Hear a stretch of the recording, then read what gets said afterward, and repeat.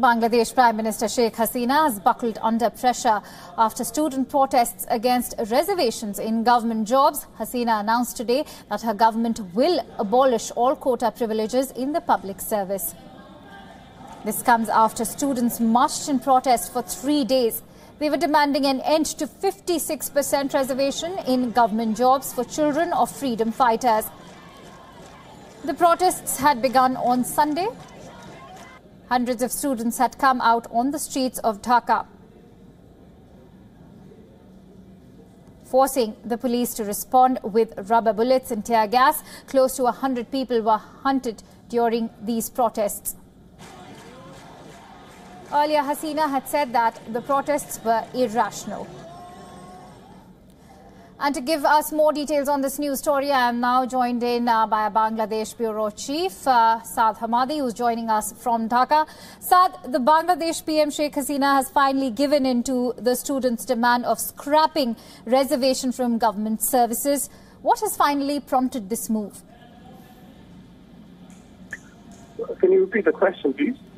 Saad, Sheikh Hasina has finally scrapped reservation from government jobs. What has finally prompted this move? Well, when you see such a large movement of students, and particularly when you have all students from all universities united together on the fourth day, there literally was no option but to understand this consensus among students demanding a change in the reservation process. What we have gathered is that the demand was essentially to reduce the reservation in the recruitment of public services. But the Prime Minister has said in the Parliament yesterday that the entire reservation process or the policy would be abolished because the students don't want it. As a result of which, yesterday the students said that they would make an announcement today if this is exactly what they wanted and if the protests would end.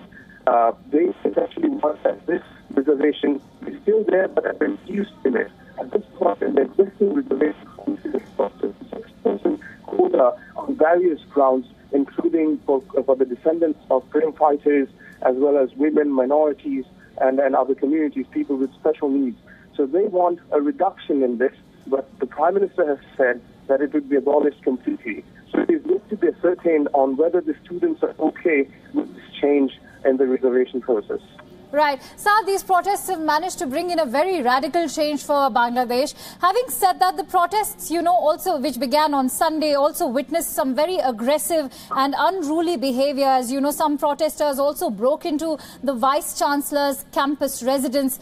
How does the PM, plan to act upon such incidents now?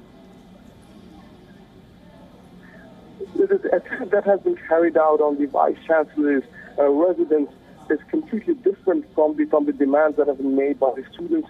So the investigation has been launched, as the Home Minister has said yesterday, that it will have to be seen as to who these quarters were behind these attacks that were carried out. There have been violent clashes between students and police. There have been attacks carried out by political outfits, the student political outfits, and there have been attacks on the residence of the Vice-Chancellor, which was completely different from the demands that are being made by the students with regards to the reservation of this recruitment policy. So it's not quite linked, but then again, there have been vested quarters have taken the opportunity to really create a tension, a turmoil in this particular time, given that this is an election year, and these kind of attacks will definitely turn around events. So it's quite different, but the Home Minister said that the investigation is right now underway to understand who the perpetrators were at the attack carried out at the Vice-Chancellor's residence. Right. You also mentioned that this is the election year. Could this move by Sheikh Hasina be seen as an appeasing act? Absolutely. The government will not want to go against the tide where the students, a massive number of students were united together. For the last 3 days when the protests were going on, it was only students from the Dhaka University, which itself is a large institution. But on the fourth day, it was entirely, almost all the universities came together on the streets, and Dhaka was usually under a lockdown as a result. So there really was a unanimous demand on changing this reservation policy so that more common students and candidates are able to enter the government jobs and services. Right, Saad. Thank you so much for bringing us that quick update from Dhaka.